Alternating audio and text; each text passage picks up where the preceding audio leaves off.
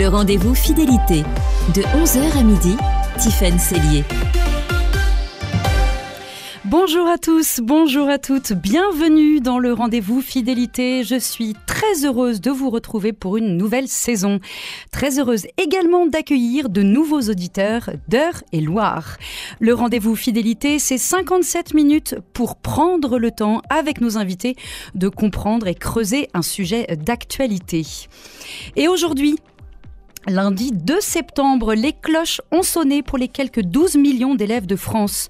Une rentrée scolaire mouvementée et inédite, puisque préparée sans ministre de l'Éducation de plein exercice, sans cap ni orientation politique et des appels à la grève qui se font déjà entendre. Un contexte de rentrée qui fragilise un peu plus un corps enseignant déjà carencé. En effet, près de 3200 postes n'ont pas été pourvus cette année au concours enseignants du public et du privé, un phénomène qui s'enquiste, comme le titrait Le Monde en mai dernier. Quels sont les facteurs de cette crise de recrutement ? Au-delà de la question toujours importante du salaire, comment les conditions actuelles d'exercice du métier jouent-elles sur son attractivité ? Peut-on parler d'une crise profonde et structurelle ? Des questions que l'on aborde tout de suite dans ce rendez-vous fidélité.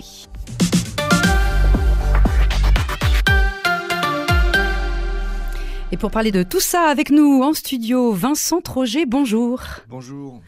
Vous êtes chercheur au CREN, le centre de recherche en éducation de Nantes. Vous étiez professeur en lycée professionnel et parmi vos ouvrages, il y a « Peut-on encore former des enseignants ?» paru chez Armand Collin et coécrit avec Pascal Guibert. Vous avez également mené une enquête pour la DEP, DEPP, le service statistique public de l'éducation, intitulée « Le sentiment de manque de reconnaissance des enseignants ». On en parlera en dernière partie d'émission, justement. Et avec nous également, Geoffrey Gaylord-Rémaux. Bonjour. Bonjour. Vous êtes professeur d'histoire-géographie à Sablé-sur-Sarthe, en zone prioritaire d'éducation, et co-secrétaire SNES-FSU. Tout à fait. Et puis nous sommes aussi avec Éric Picard. Bonjour. Bonjour Tiffaine. Vous êtes professeur d'histoire et de lettres en collège, lycée, prépa et université dans l'enseignement catholique à Nantes. Et ce, vous teniez à le dire depuis 1979. C'est bien ça ? Oui, un vieillard. Eh bien, soyez les bienvenus tous les trois. On va dresser un peu un état des lieux et les conséquences de ce manque de profs aujourd'hui. Et puis, sujet éminemment complexe, mais on tentera d'en trouver les causes et les solutions. S'il y en a, on verra. Nous sommes tout proches d'atteindre nos objectifs de 100% de couverture de nos besoins d'enseignants. C'est ce qu'assurait Nicole Belloubet, ministre démissionnaire de l'Éducation nationale, lors de sa conférence de presse mardi 27 août dernier. Elle ajoutait, je cite, « Les académies se tiennent prêtes à mobiliser leur brigade de remplacement ». Alors aujourd'hui, lundi 2 septembre, je vous pose la question, Geoffrey Gaylord-Rémaux, il y a un professeur dans chaque classe, ou presque ? Bien évidemment non. Je pense que Madame Belloubet et moi, nous n'avons pas la même définition du terme de cette expression tout proche. Tout d'abord, pour parler des professeurs statutaires, Madame Belloubet a affirmé que des concours avaient fait le plein, notamment en histoire-géographie. Ce n'est pas le cas, je donnerai un exemple flagrant. L'agrégation externe d'histoire a vu un certain nombre de postes non pourvus. Donc l'agrégation, c'est quand même un signe assez marquant. Et puis, depuis maintenant de nombreuses années, on fait appel à des personnels non titulaires. Et bien là encore, en dehors de tout esprit partisan, il suffit de regarder les annonces sur France Travail. Le rectorat de Nantes a posté 80 annonces pour différents types de catégories de personnel de l'éducation nationale. Donc je pense que les choses sont claires. Geoffrey Gaylord-Rémaux, où est-ce qu'il manque des professeurs ? Est-ce que, et d'autre part, est-ce que l'ouest de la France est mieux loti que le reste de la France ? Alors, où ? Bon, bien évidemment, les zones rurales, isolées, enfin, je salue les auditeurs de Sarthe qui sont frontaliers de l'Eure-et-Loir, sont les premiers concernés. L'année dernière, on a eu un exemple très flagrant sur La Ferté-Bernard. Mais je dirais que maintenant, cette pénurie, on peut bien parler de pénurie, elle touche de plus en plus de secteurs, y compris des villes bien desservies, des villes moyennes.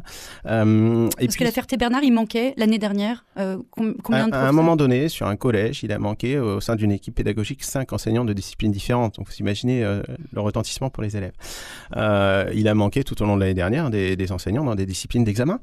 J'ai un exemple flagrant, Sablé-sur-Sarthe, je connais bien, la physique, matière brevet. Un enseignant est arrivé en janvier. C'est-à-dire que ce n'est pas un problème d'absence, c'est un problème tout simplement d'avoir des enseignants.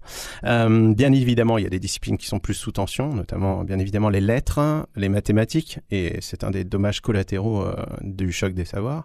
Et puis des matières qui malheureusement, à notre grand regret, sont en totale perte de vitesse. Les lettres classiques, l'allemand, c'est quand même la langue de notre principal partenaire économique, donc les besoins se font sentir un peu partout. Alors, juste pour faire court, parce que je suis un grand bavard, pendant longtemps, l'Académie de Nantes, effectivement, était un peu plus à l'abri, parce que c'est une académie qui a un vivier d'étudiants. C'est de moins en moins vrai. C'est un discours qui a été tenu par les recteurs et la rectrice actuelle, les recteurs précédents.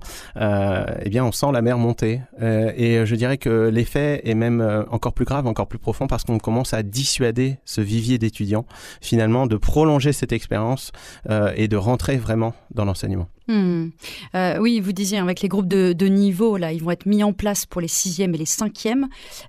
Et vous disiez qu'il manque des professeurs en mathématiques et en français. Ça veut dire que pour une grande partie des élèves, là, à la rentrée, il y a un risque d'heures de cours en moins. Ah oui, c'est évident. D'ailleurs, c'est chiffré c'est chiffré par les usagers eux-mêmes. Voilà, certaines fédérations de parents font ce calcul et voilà, on arrive sur une scolarité d'élèves à avoir parfois l'équivalent d'une année de scolarité qui est perdue. Donc évidemment, ça a un retentissement sur les apprentissages et j'ai envie de dire sur le travail des autres collègues d'ailleurs, parce que lorsque vous avez un élève qui a déjà des lacunes, vous avez ce travail de récupération à faire. C'est le cas dans le privé, Éric Picard. Aujourd'hui, vous entendez vos collègues, il y a un grand manque de professeurs. Grand, je ne sais pas, je ne suis pas très bien placé, mais il y a un manque, effectivement. Il y a des postes qui sont encore à pourvoir maintenant.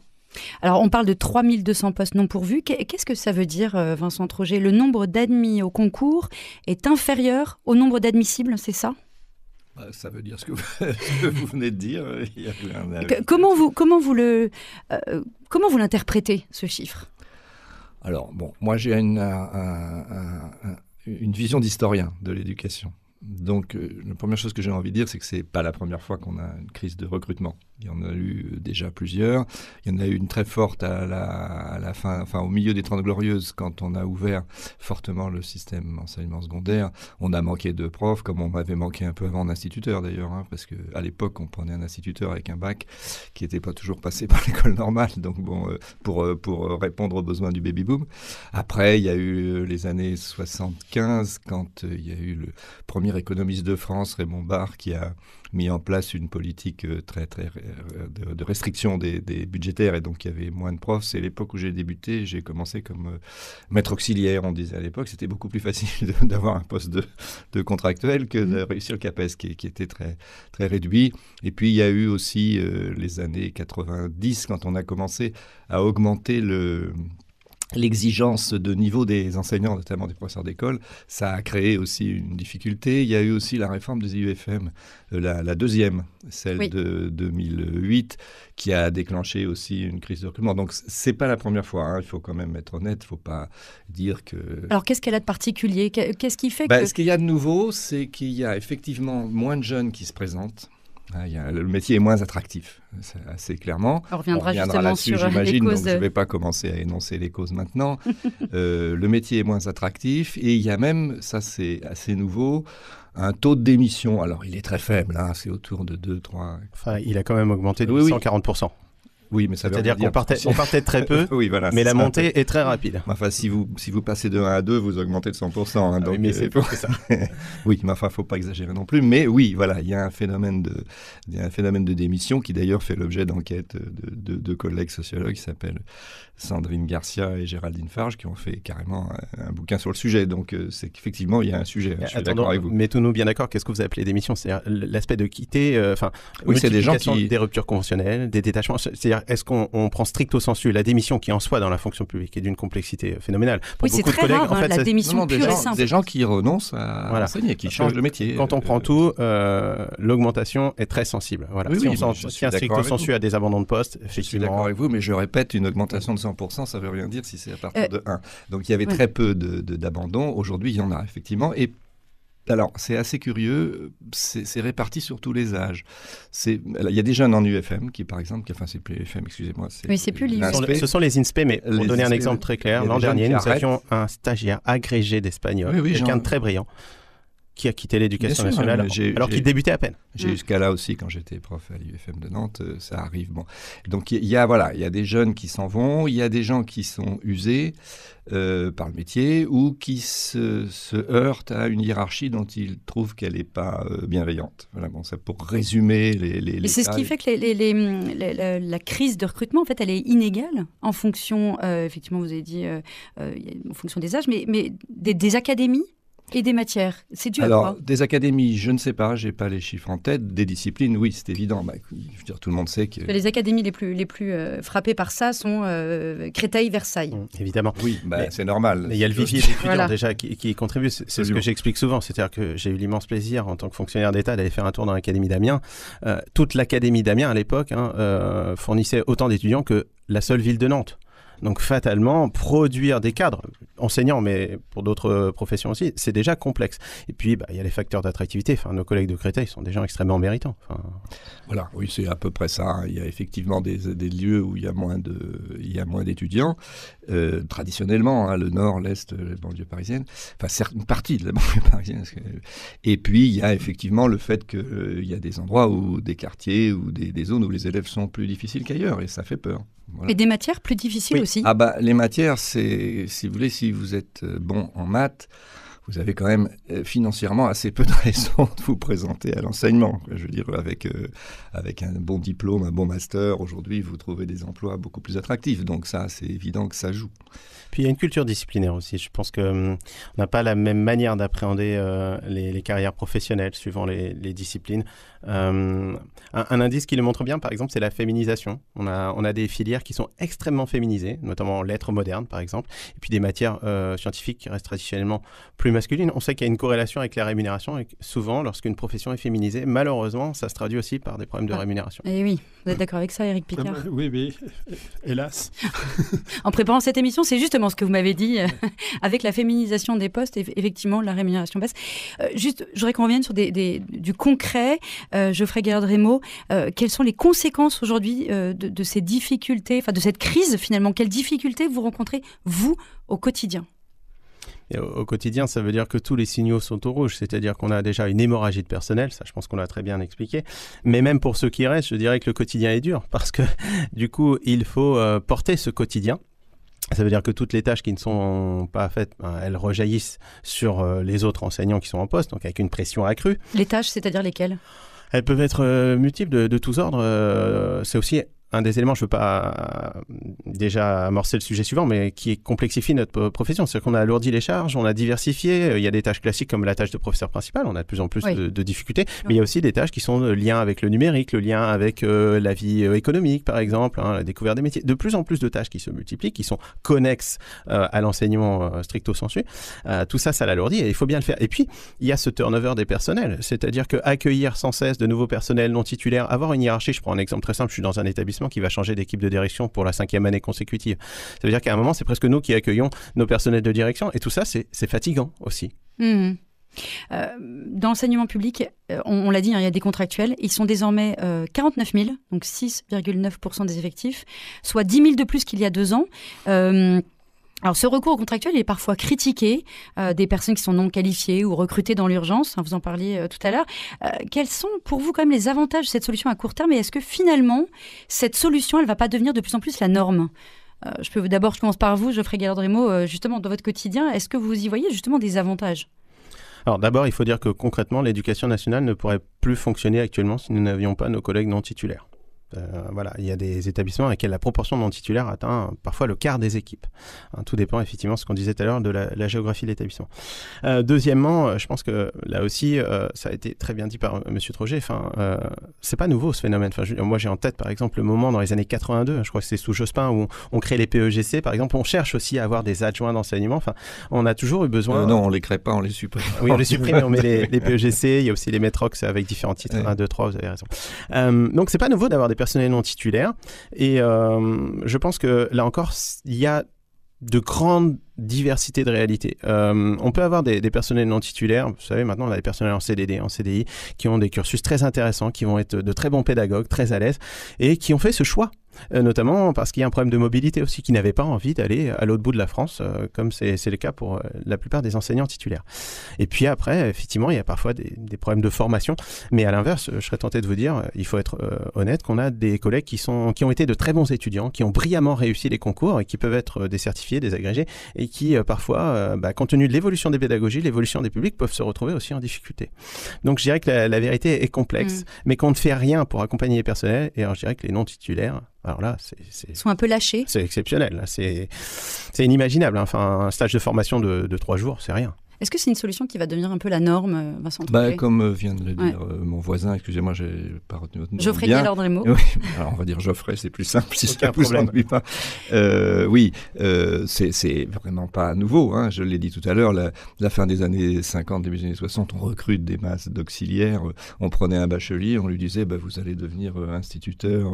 Alors en général, au fin fond d'une campagne éloignée, parce qu'en ville, il y avait idéalement secrétaire de mairie également. Oui, mais c'était déjà fini ça. Et puis après, il y a eu les phases que j'ai désignées. Donc encore une fois, c'est vraiment pas nouveau. Mais ils sont plus nombreux. Oui, en ce moment, mais ils sont plus nombreux. C'est une courbe qui fait ça. Courbe. Voilà, c'est une courbe qui ondule constamment. Hein. Il y a des moments où il y a eu, par exemple, dans l'enseignement professionnel que je connais bien, puisque j'ai exercé 12 ans comme prof de lettres et histoire, on avait en permanence un taux important on disait d'auxiliaires à l'époque, de contractuels aujourd'hui, pour une raison simple. D'ailleurs, c'est intéressant ce que vous venez de dire à ce propos, c'est qu'il y a des métiers, si vous voulez, où devenir enseignant, c'est pas facile. Donc, quand on a monté le niveau au recrutement minimum BTS, si vous voulez, on s'est retrouvé avec des gens qui étaient d'excellents professionnels, mais au départ, les profs de lycée professionnel, on les recrutait avec un CAP et 5 ans d'expérience professionnelle. On est monté progressivement, donc forcément, il fallait aller chercher des contractuels, c'est-à-dire des gens qui connaissaient bien le métier, qui avaient envie d'enseigner, vous avez tout à fait raison, et parfois qui étaient d'excellents enseignants, mais qui n'avaient pas les diplômes suffisants, donc on les prenait en contractuel. Et il y a toujours eu... Je crois qu'à un moment, on n'était pas loin de 20% dans l'enseignement professionnel de contractuels.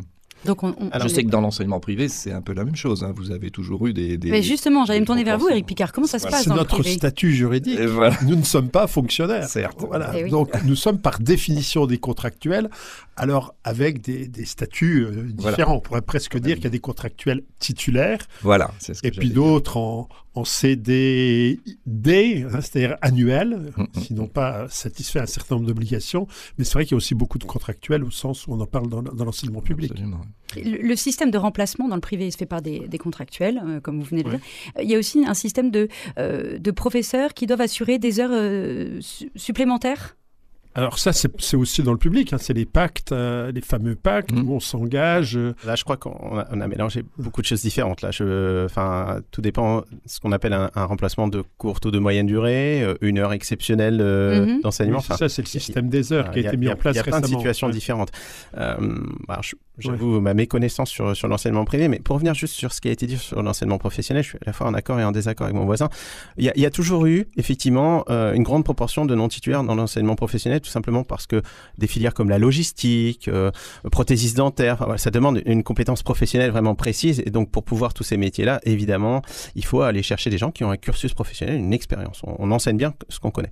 Par contre, il est très net, que ce soit dans l'enseignement professionnel et a fortiori dans l'enseignement général, que pour toutes les matières, entre guillemets, d'enseignement pur, là, il y a une montée vraiment visible de non-titulaires, surtout dans nos jeunes recrutés. Et la corrélation avec la baisse de gens qui se présentent au concours est évidente. Donc, sont des jeunes qui voient l'éducation nationale, l'enseignement en tout cas, comme un passage, éventuellement.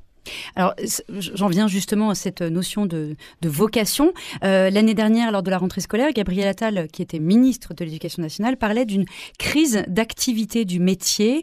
Est-ce que pour vous, il s'agit d'une perte d'attractivité ou d'une crise de vocation ? J'aimerais que chacun puisse me dire un peu ce qu'il en pense. Vincent Troget.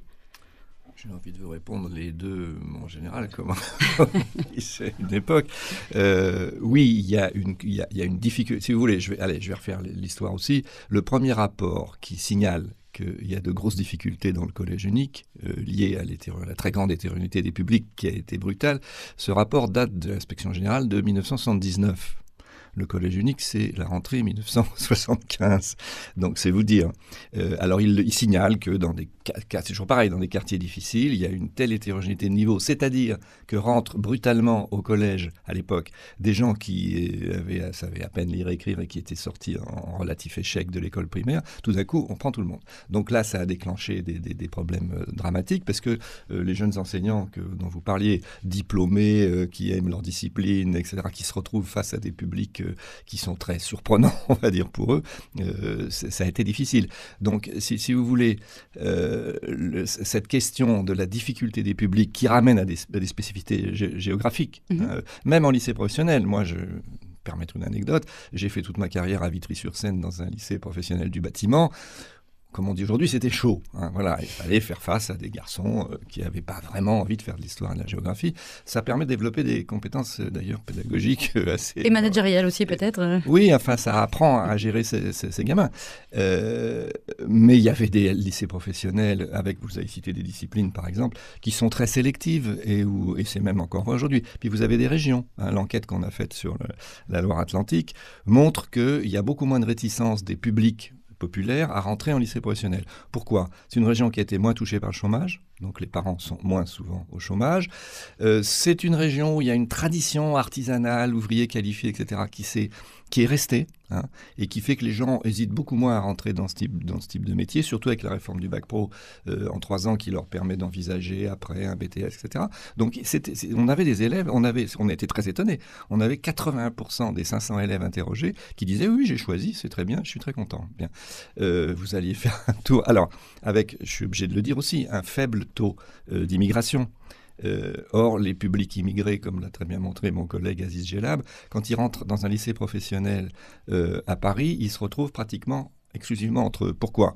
Parce que la classe ouvrière a été ethnicisée, comme on dit. On a remplacé les ouvriers qui ont monté dans les classes sociales dans les 30 Glorieuses par des immigrés. Donc quand vous quittez un collège qui peut être encore un peu mixte socialement et que vous vous retrouvez dans un établissement où vous regardez autour de vous, il n'y a plus que des jeunes d'Afrique subsaharienne ou du Maghreb, vous avez un sentiment, Aziz dit, un sentiment de double punition. Quoi. Vous dites, bon. Et donc ça aggrave la situation. La première fois que je suis rentré dans un lycée professionnel ici, en France, à Nantes, je suis ressorti en demandant au concierge où était le lycée professionnel parce que je n'ai vu que des jeunes blancs. C'était très différent, Loire-Atlantique. C'était fondamental. Donc, si vous voulez, il n'y a pas du tout la même ambiance. Donc, vous trouvez des lycées professionnels où ça se passe très bien. Ils ne sont pas les plus nombreux, mais il y en a. Il y a une enquête là, qui a été faite récemment par une collègue qui dit en gros 25% au niveau national des élèves de LP sont satisfaits de leur orientation. Et puis vous en trouvez qui sont tout à fait révoltés et qui estiment qu'on les a forcés à faire ce qu'ils n'ont pas envie de faire. Et donc ça rejoint ce que disait Geoffrey tout à l'heure.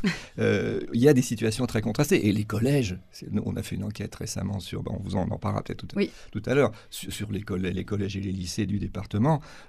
Il est évident qu'entre un collège dans une banlieue un peu difficile du Mans ou d'ailleurs, et puis un collège rural, si vous voulez. C'est pas la même façon. Vous changez de monde, vous changez littéralement de monde. Geoffrey Gaylord. Alors, je me dois de réagir. Moi, je ne suis pas représentant de notre syndicat d'enseignement professionnel, le SNUEP, mais néanmoins, j'ai une vision. Je suis en début de chaîne. J'ai été pendant 10 ans professeur principal de 3e, donc l'orientation, c'est un élément clé. J'aurais une vision évidemment moins ethnique et moins pessimiste des choses. C'est pas ethnique, c'est juste que la classe ouvrière a changé de nature et que, comme je le précise, il y a eu un glissement. Ces publics-là se sentent doublement La classe ouvrière, elle a déjà commencé par disparaître. Essentiellement, quand on regarde le pourcentage dans la population active de classe ouvrière, il reste plus grand-chose du fait de la désindustrialisation de la France. Et notamment dans certaines grandes régions du nord et de l'est de la France. Il ne faut pas exagérer. Mais pour autant, il y a des filières qui sont extrêmement attractives dans l'enseignement professionnel. On est d'accord là-dessus. Par exemple, typiquement, et là c'est encore une fois très genré, la coiffure, ou par exemple, j'enseigne proche du Mans, la mécanique auto. Voilà.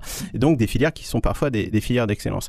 Et je dirais qu'en creux, après avoir entendu mon voisin, en fait, la question qui se pose au sein de l'enseignement professionnel est la même que celle qui se pose au sein des collèges. C'est la question de la mixité sociale. et de la diversité des filières au sein d'un établissement, au sein d'un bassin, au sein d'un maillage. Et je contrasterai un tout petit peu ce qui a été dit sur les collèges ruraux, par exemple, parce qu'il y a aussi de la grande pauvreté rurale, une très grande misère, avec la problématique de la mobilité notamment, parce qu'on a des élèves parfois faire 20 minutes de train, c'est aller à l'autre bout du monde, c'est aller à l'étranger. Une ville, c'est un feu tricolore. Et peut-être que, vous savez, autrefois, il y avait un classement établissement rural isolé qui a disparu. Maintenant, on parle des TER, des territoires d'expérimentation ruraux, je crois. Voilà. Cette misère, on ne la voit pas, on ne la perçoit pas, mais elle est là. Hein. Elle s'est traduite d'ailleurs dans séquences politiques par certaines mobilisations. Et... Pardon, du coup, je suis en train de... oui, Éric Picard, est-ce un mot rapidement sur une perte d'attractivité ou une crise des vocations ? Alors moi, Mais vous voulez peut-être rebondir reprends sur... le collège rural, parce que j'ai commencé en 79 dans un collège rural vraiment perdu de chez perdu, avec une très grande misère sociale en milieu ouvrier, marqué par le chômage à 79, voilà. Oui. Alors moi j'ai la chance aussi de former des étudiants au concours de profs des écoles et au CAPES, donc j'ai quand même la chance d'avoir des étudiants qui ont la vocation, mais j'en ai pas assez. Voilà, et c'est vrai que c'est dommage, je dis souvent, d'ailleurs surtout dans ma matière, l'histoire, c'est vrai que c'est la plus belle, en toute objectivité. Oui, on est tous d'accord autour de cette table, c'est pour ça d'ailleurs qu'on le disait pas. Non, parce que c'est un des débouchés quand même intéressants et passionnants, et c'est vrai qu'ils sont pas très nombreux, et quand on leur demande pourquoi, effectivement, on entend les difficultés du métier, on entend les conditions de travail, on entend les rémunérations, l'image sociale, etc. Voilà. Mais j'atteste, et je suis un peu optimiste quand même, il y a de très très belles vocations. Et on va poursuivre notre discussion.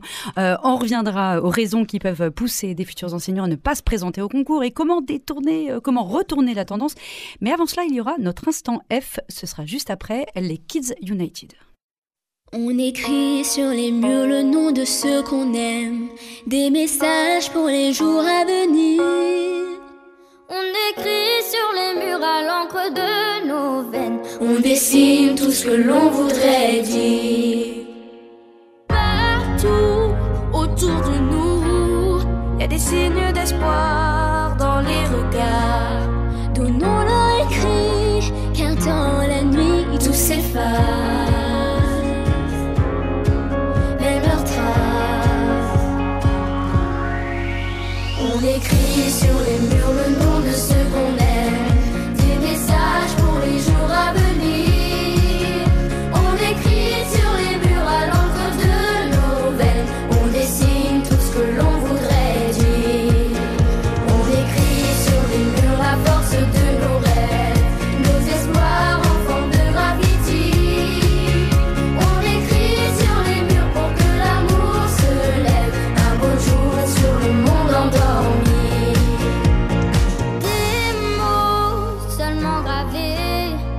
Pas oublier, pour tout changer. Mélangeons demain dans un refrain nos visages, métissage. On écrit sur les murs le nom de ceux qu'on aime, des messages pour les jours à venir. On écrit sur les murs à l'encre de nos veines, on dessine tout ce que l'on voudrait. De nos rêves, nos espoirs en forme de gravity. On écrit sur les murs pour que l'amour se lève un beau jour sur le monde endormi. On écrit sur les murs, c'était les Kids United. Avant de revenir à notre sujet sur la crise du recrutement dans l'éducation nationale, on change un petit peu de cap avec l'instant F. Quelques minutes pour mieux connaître nos invités. L'instant F. C'est un petit questionnaire, le questionnaire en un mot que je vous propose, une manière de vous présenter aux auditeurs toujours plus nombreux de Radio Fidélité et Radio Grand Ciel. Alors à tous les trois, un mot pour définir votre rentrée scolaire. Pour les élèves, la rentrée est souvent synonyme de nouveauté, d'excitation, de joie ou de stress. Et pour vous, c'est quoi, Éric Picard ? Heureux. Heureux, le bonheur. Ah c'était un mot, hein ? Ah oui, heureux, très bien, oui, bien sûr. Geoffrey Gaylord. J'aimerais avoir le même mot que mon voisin, mais moi, ça sera complexifié. Ah. Vincent Troget. Étant donné que je suis à la retraite depuis 5 ans, j'ai un peu perdu l'habitude. Oui, mais ça peut être quand même. Quand j'étais j'ai fait 25 ans dans l'enseignement supérieur, heureux. Dans l'enseignement supérieur, aucun pas photo. Un mot, mais qu'on a le droit d'expliquer, Éric Picard. Un mot pour la qualité qu'on vous reconnaît. Vincent Troget, quelle qualité on vous reconnaît? Vous voulez dire dans l'enseignement ou... Oui, professionnellement. Professionnellement, je dirais adaptable. Vincent Guélard-Dremo. Alors, c'est Geoffrey Gaylor, mais... J'ai dit quoi, Vincent Vous avez fait un mix, mais ça va rejoindre mon voisin parce que moi, j'aurais dit dynamique. Et je pense que si mon voisin, je ne me trompe pas, dit adaptable, je pense que c'est quelque chose qu'il faut avoir dans l'enseignement de nos jours, c'est-à-dire cette capacité à s'adapter, à être dynamique. La souplesse. Oui, parce qu'on est dans une situation où la société va de plus en plus vite et nos publics aussi vont de plus en plus vite, aussi bien les parents que les enfants. Ouais. Donc, je pense que c'est une nécessité. Et ça demande aussi une fraîcheur d'esprit et une bonne santé. Donc, peut-être, je vais un peu plus loin, mais peut-être du coup de ne pas faire carrière complète dans l'éducation nationale. Ça, c'est un vaste problème. Un autre sujet. On serait tenté de dire non, et comme ça, on a une réponse simple.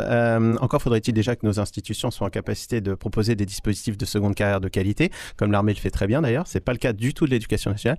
Moi, je dirais que non, c'est-à-dire que nos métiers aussi peuvent s'adapter tout au long de notre carrière. Je prendrais l'exemple de nos collègues portugais, par exemple, qui ont un service qui est dégressif au fur et à mesure de leur carrière. Alors, c'est pas qu'ils en font de moins en moins, c'est qu'à un moment dans leur carrière, il est prévu qu'ils transmettent leurs compétences à de jeunes collègues, par exemple. Enfin, il y a des tas de dispositifs qui permettraient de proposer aux collègues, au fur et à mesure de leur carrière, un horizon, des évolutions. C'est pas du tout le cas. Je vais lâcher un gros mot pour un syndicaliste, comme on dit, mais s'il y a bien un domaine dans lequel l'éducation nationale est très très mauvaise, c'est la gestion des ressources humaines. La RH, on est d'accord. Là, je crois que vous allez faire une magnifique unanimité. Nous avons des personnels d'une grande qualité, qui ont beaucoup de bonne volonté, et nous avons actuellement un système qui, c'est terrible ce que je vais dire, mais qui les abîme, qui les détruit, qui les décourage. C'est du gâchis. Voilà, tout à fait. Un vrai gâchis. Éric Picard, quelle qualité on vous reconnaît? Passionné, j'espère passionnant. En tout cas, tous les trois, c'est la franchise aussi, je peux vous le dire. Pour la valeur qui vous guide dans votre travail, Geoffrey Gaylord. Je dirais une forme d'éthique ou de rigueur personnelle, une forme de vérité. Ouais. L'éthique du service public. Éric Picard. L'amour de la transmission. Waouh. J'aurais pu dire ça aussi. Ah oui, mais vous êtes service public. Eh oui. Mais le service public, je vous le rappelle, comprend aujourd'hui l'enseignement privé en J'en suis une grande un pur partie. produit du service public. Ne vous étonnera pas que j'aurai transmis une l'amour de la lecture transmission. différente. Moi, je reste sur le mot de complémentarité. Mais bon, parce que nous accueillons tous les publics.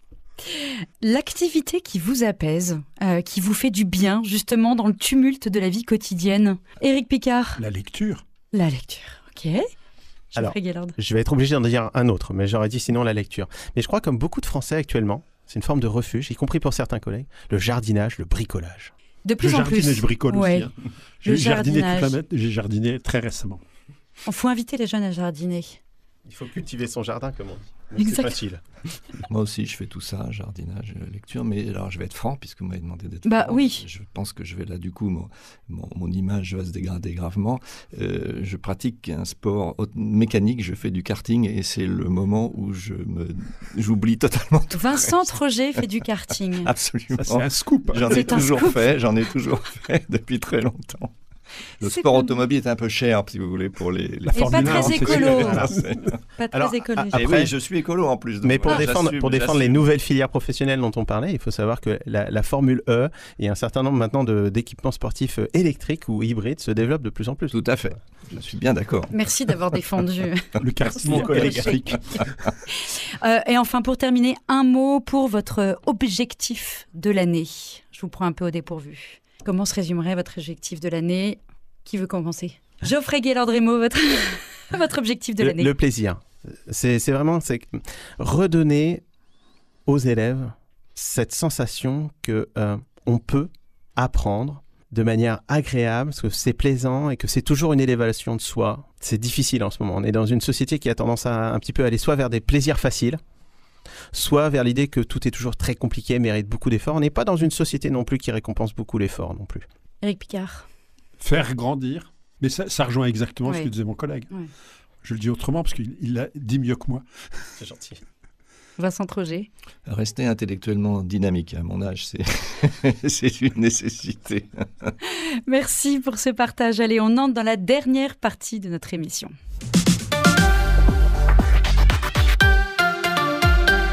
On poursuit notre discussion sur cette crise du recrutement dans l'éducation nationale avec nos invités. Vincent Troget, chercheur au CREN, anciennement professeur en lycée professionnel. Geoffrey Gaillard-Rémaux, professeur d'histoire-géographie et co-secrétaire SNES FSU. Et enfin Éric Picard, professeur d'histoire et de lettres dans l'enseignement privé.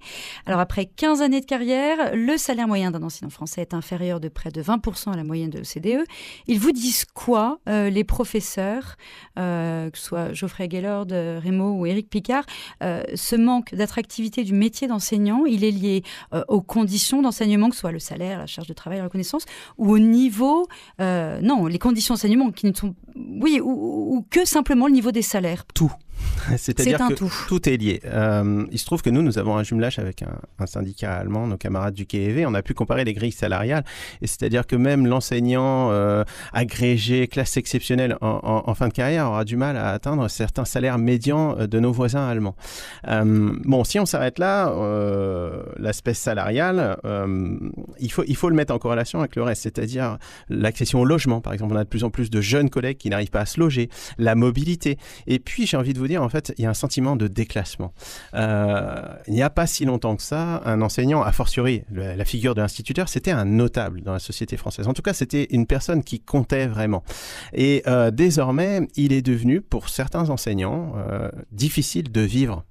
Parce que quand vous mettez en parallèle les salaires que vous avez mentionnés et par exemple le coût de la vie en région parisienne où beaucoup d'enseignants font un passage, c'est impossible de se loger. On a de plus en plus d'enseignants qui sont confrontés à ces problématiques-là. Même venir travailler à Nantes. Tout à fait. On a des collègues qui quittent Nantes, des établissements de centre-ville, parce que précisément le coût du logement est devenu insupportable. Donc ils préfèrent partir à 30-40 km et demander une mutation dans un établissement qui leur reviendra moins cher. Si je ne peux que souscrire. Mais j'irai encore plus loin. C'est-à-dire que pour enseigner, on a mentionné tout un tas de termes, le plaisir, le goût, la culture, la lecture. Il faut avoir une disponibilité, une fraîcheur d'esprit, puis aussi une réactivité. Ça veut donc dire qu'il faut se tenir au courant de la vie culturelle, de la vie intellectuelle. Moi, j'enseigne l'histoire-géographie, les grands enjeux géopolitiques. Ça veut donc dire potentiellement accéder au cinéma, à la littérature, à la fréquentation de lieux culturels, les musées, les choses comme ça. Et lorsque vous avez déjà des problématiques bassement matérielles, tout ça, ça devient compliqué.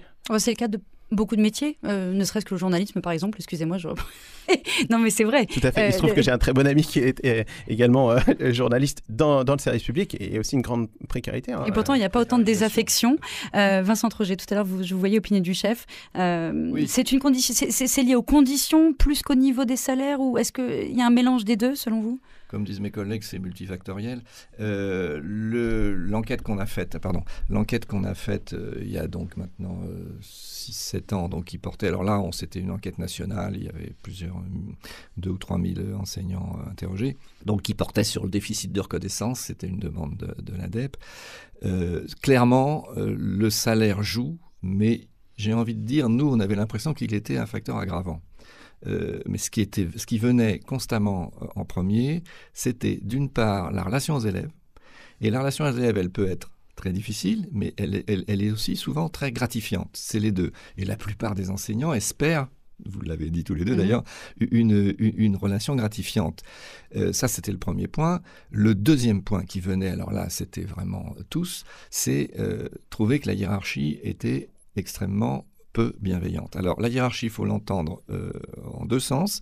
Il y a la hiérarchie du ministère, les corps d'inspection, les directives qui tombent du ministère en permanence, et il y a éventuellement les chefs d'établissement, mais avec une nuance, parce qu'il y a des chefs d'établissement qui étaient considérés comme efficaces et d'autres pas. Mais il y a une plainte, si vous voulez, permanente, et je rejoins tout à fait ce qu'a dit Geoffrey tout à l'heure. Ce dont se plaignent beaucoup les enseignants, c'est des surcharges de travail annexes dont on les abreuve. Alors, vous avez cité, si je me souviens bien, vous avez parlé d'une des demandes qui est faite au système scolaire aujourd'hui, mais vous avez la lutte contre le harcèlement, vous avez l'information sexuelle. On fait porter trop à l'école aujourd'hui ? Bien sûr. C'est la seule institution qui reste. Je ne veux pas être méchant avec l'Église catholique, mais bon, à une époque, elle jouait un rôle qu'elle ne joue plus vraiment pour les jeunes. Ou qu'on ne lui laisse plus jouer. Les partis politiques, les syndicats, etc. C'est pareil, il y avait des instances qui souvent servait de cadre à des jeunes qui travaillaient plus tôt en plus. Hein. Bon, aujourd'hui, c'est l'école. Donc, c'est systématique. Quelqu'un dit ça va pas pour l'inclusion. Allez hop, on fait je prends l'exemple de l'inclusion, par exemple. C'est formidable, l'idée d'inclure des jeunes en situation de handicap. Sauf que ça pose des problèmes de gestion des classes terribles. Si on vous met, ça commençait quand j'étais encore à l'INSPE, si on vous met un garçon ou une fille autiste, par exemple, qui va à un certain moment pouvoir éventuellement piquer des cris, etc., si vous n'êtes pas préparé, s'il n'y a pas un auxiliaire, c'est extrêmement difficile. Bon. Et vous avez ça. Donc tous ces dispositifs, comme on dit, se multiplient et surchargent les enseignants à qui on demande de participer à des réunions, à qui on demande de s'inscrire dans des projets. Ils ne sont pas forcément contre. Mais, et je terminerai là-dessus, ça se heurte. Alors là, je pense que mon voisin va peut-être sauter un peu au plafond, mais c'est pas grave. Ça se heurte à un problème majeur du système français, c'est la rigidité des règles budgétaires et notamment de la définition de l'obligation de service des enseignants. On dit 18 heures et on calcule le budget d'un collège sur le nombre d'enseignants qui font 18 heures. Alors, il y a des petites choses en plus, mais dès qu'un enseignant fait quelque chose un peu différent, pour le rémunérer, même si le chef d'établissement a envie de le faire, c'est la croix et la bannière. Est-ce qu'il faut trouver des budgets?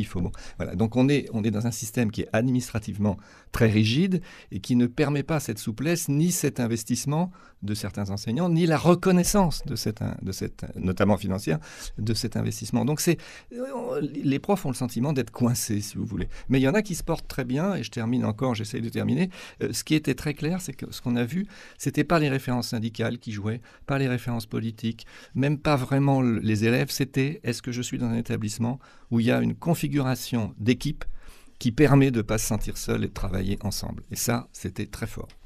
Il n'y a pas que votre enquête, parce qu'il y a eu plusieurs enquêtes, et d'après nos confrères du journal Le Monde, les enquêtes menées auprès des étudiants, justement, expliquent que, effectivement, la faible rémunération, les conditions de travail ou encore la reconnaissance du métier sont des éléments bien plus décisifs que la modification du recrutement ou la formation.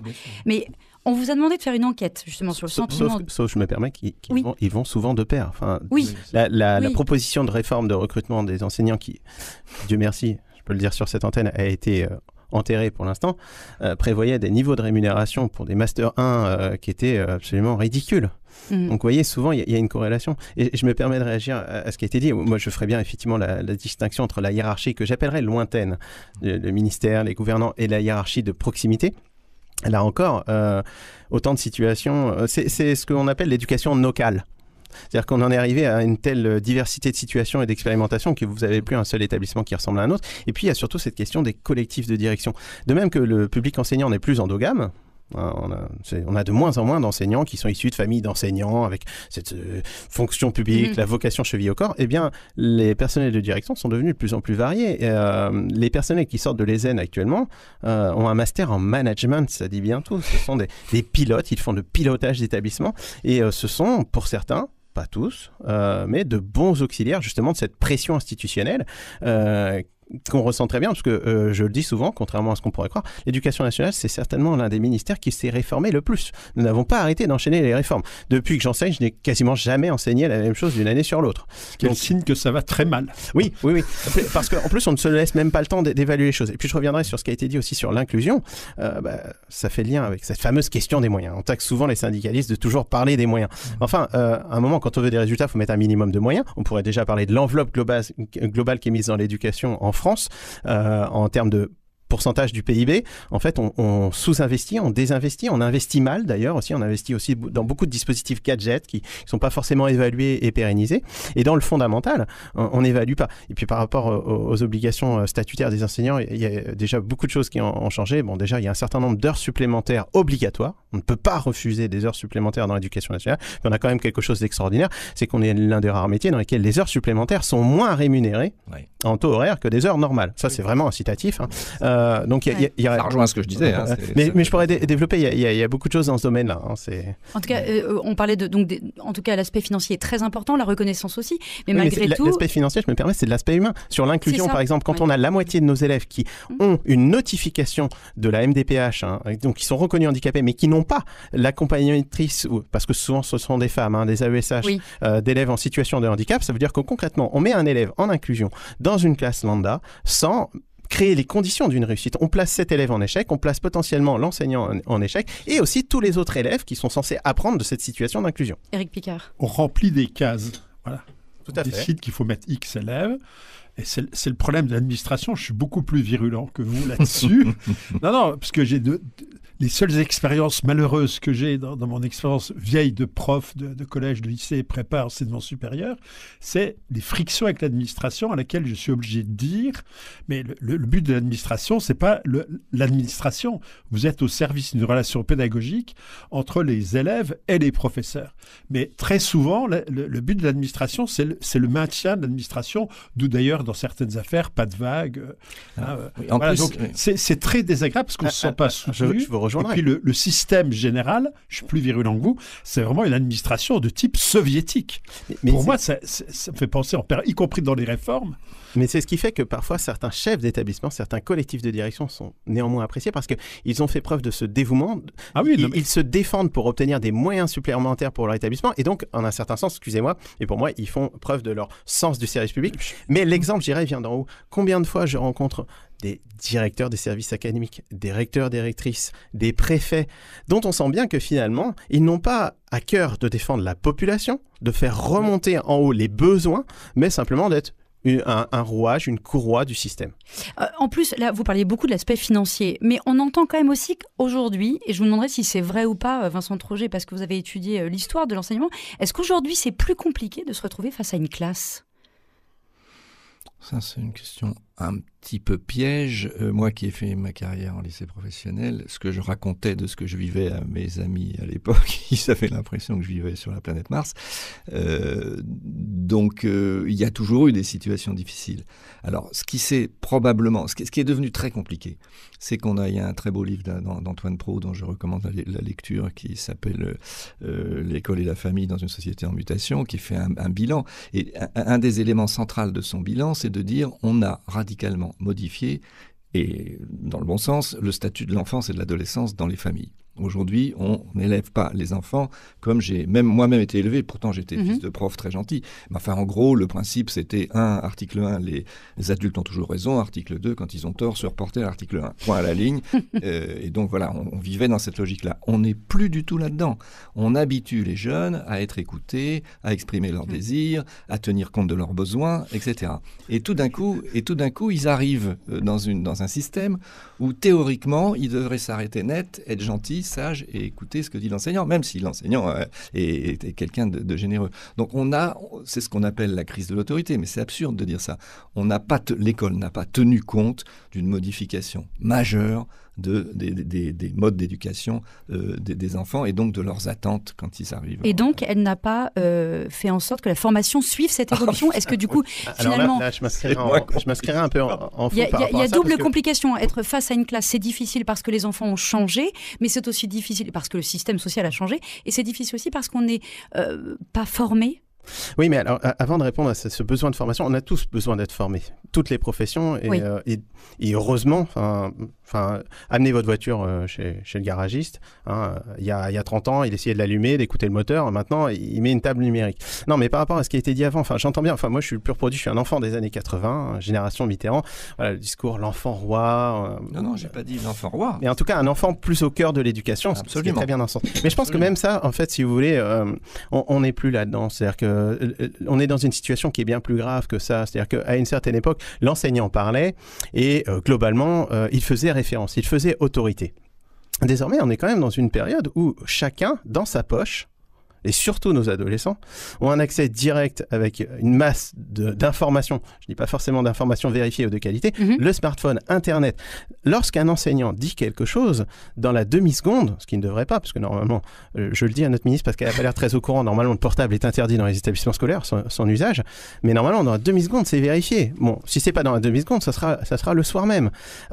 Donc ça aussi, ça change tout. Et puis dans notre relationnel, on est une tous ici dans une société hyper numérisée, et une séquence aujourd'hui d'enseignement d'histoire-géographie sans à un moment un contenu numérique, c'est extrêmement compliqué.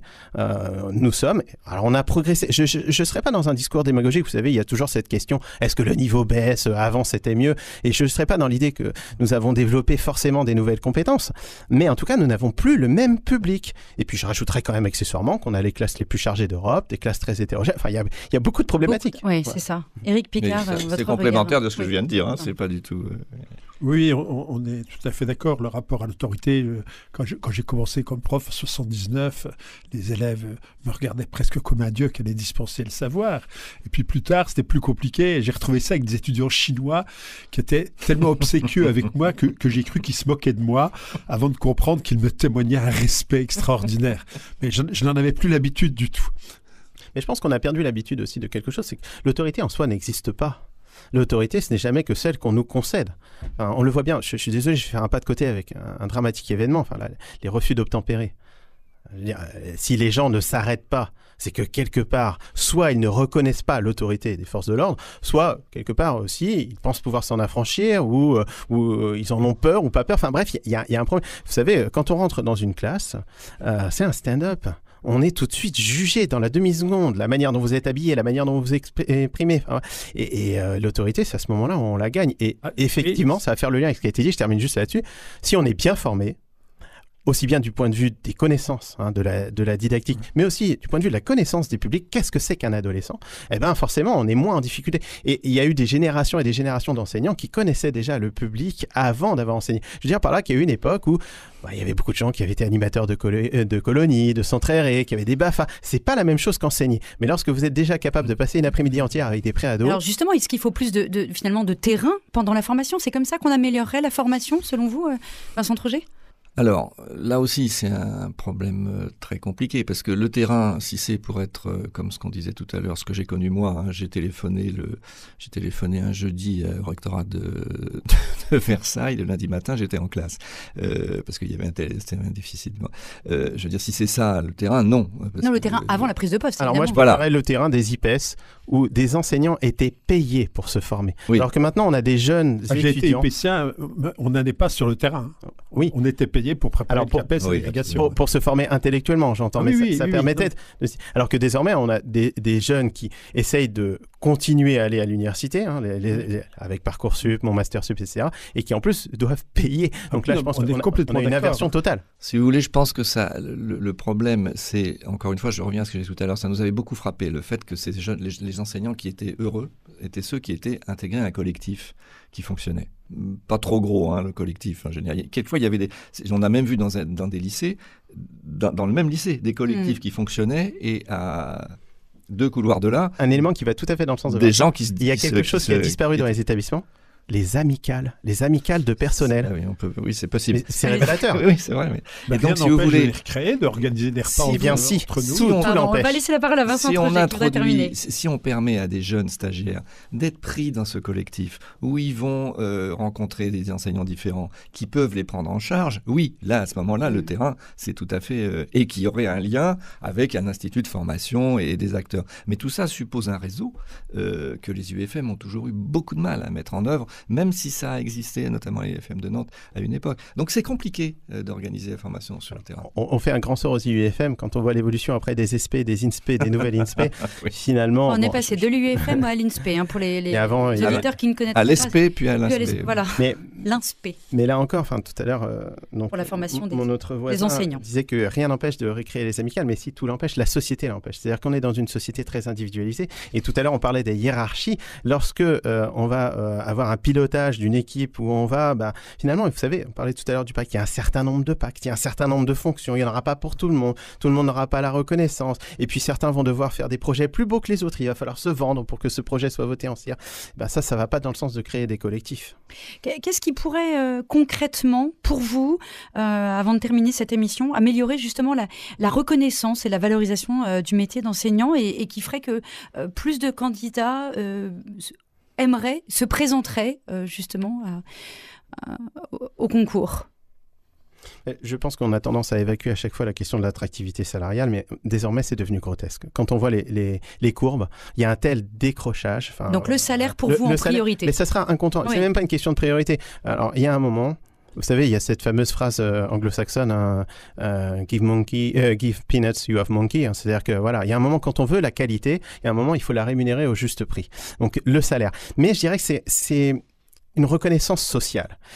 C'est-à-dire qu'à un moment, il faut que le discours sur les enseignants change. Il y a eu ce fameux agribashing. Il y a aussi le prof-bashing, parlons-en.